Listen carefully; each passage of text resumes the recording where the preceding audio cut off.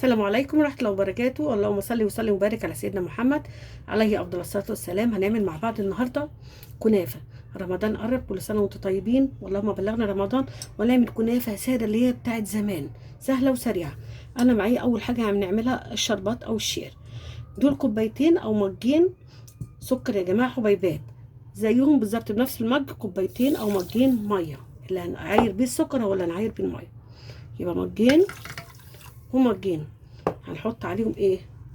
عصر كده نص ليمونيه كده يا جماعه، وهقلبهم كده مع بعض شويه.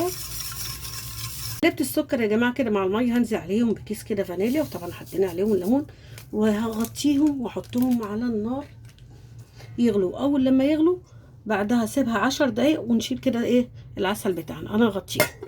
انا محضره نص كيلو كنافه يا جماعه، حاطاه في الفريزر. بصوا متجمد ازاي، طلعته كده بيبقى سهل عليا ان انا هفتفت الكنافه بتاعتنا كده. بصوا سهله ازاي، متجمده فبتتفرفر كده او بتتفتفت بسهوله اهي يا جماعه كده اهي كده.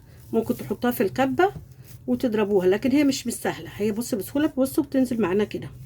بصوا الكنافه بتاعتنا ما خدتش فيها اي تكتلات. بصوا كلها بسم الله نازله ما شاء الله، مفرفره ازاي اهي. اي حاجه ما تخلوش فيها اي حاجه خالص اهي. طيب انا محضره ايه؟ دول معلقتين كده سكر مطحون اللي هو بودر كده عليهم.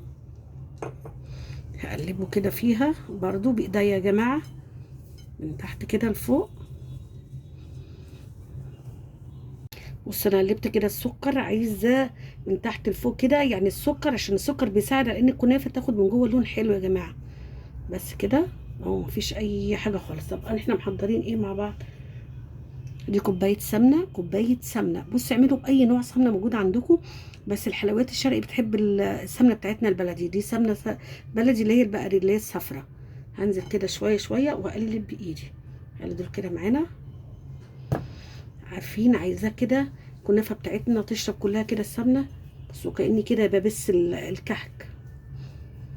عايزه السمنه تتشرب كده من تحت لفوق. انا معايا لسه بقيه المج. ده شكل الكنافه بعد ما انا بصوا ما بقتش فيها يعني جزء ما فيهوش سمنه، متشربه السمنه كلها بالسكر. بصوا يا جماعه طريه وشاربه السمنه وجميله ازاي. طب هنعمل ايه بقى مع بعض؟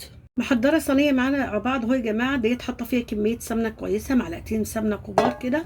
وهبتدي الكنافه بتاعتي كده كده ارشها كده كل الجوانب بايدي طبعا كده.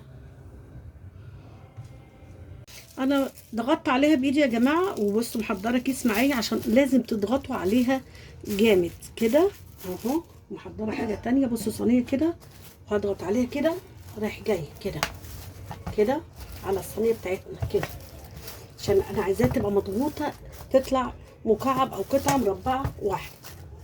بصوا يا جماعه انا ضغطت عليها كده بكل قوتي كده عشان تبقى ايه ثابته معايا.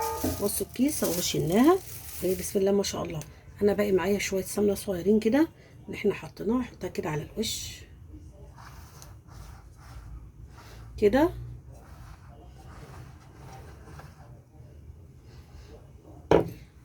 وهنحطها بقى، انا مسخنه الفرن يا جماعه، واحطها في الفرن على الرف اللي هو في النص. بصوا يا جماعه بعد ما خرجت من الفرن شايفين لونها بسم الله ما شاء الله جميل وموحد ازاي. عايزه اقول لكم ان انتوا لو لقيتوها ما خدتش لون هتروحوا جايين مولعين عليها الشوانه. ولعت عليها شويه يعني حاجه بسيطه خالص. وده العسل بتاعنا او الشير وهي سخنه كده كان هيسو طشه. انا قسمته كده ما خدتوش كله. سامعين الصوت يا جماعه؟ عايزه اشرب كل الكنافه بتاعتنا كده من الاطراف كلها وكل حته فيها. شايفين بتشرب ازاي بسم الله ما شاء الله، الله اكبر.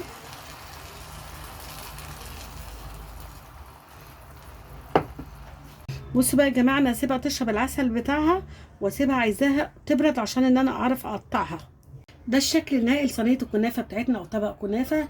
هنشتريها بكام دي؟ شايفين بسم الله ما شاء الله صينيه مليانه، وزيناها باي حاجه عندكم. عايزين تسووها ساده ما تفرقش يعني، لكل واحد على حسب اللي حبه. عايزه اقول لكم ان بقيه الشربات او العسل شربته من على الوش.